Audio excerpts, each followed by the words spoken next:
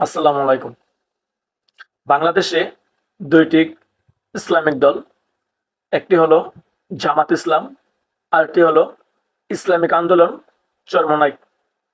তবে আমরা চাইবো যে ২টি ইসলামিক দল একত্র হয়ে ইসলামের জন্য এবং যেহেতু ইসলামে রাজনীতি করা জায়েজ আছে, রাজনীতি করুক। কিন্তু ২টি দল একত্র হয়ে রাজনীতি করুক।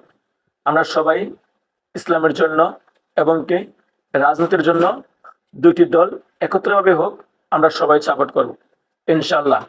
দেখা যাবে কি ইসলামেরও বিজয় আসবে এবং কি ইসলামের জন্য অনেক ভালো হবে যদি ২টি দল একত্রভাবে কাজ করে। তো আমরা সবাই চাই যে ২টি দল একত্র হয়ে যাক এবং কি আমি দেখছি কিছুদিন আগে আল্লামা মামুনুল হক, মুফতি ফয়জুল করিম দুজন একত্র হয়ে একটি মাহফিলে খুব সুন্দরভাবে দুজন সাক্ষাৎ করছে।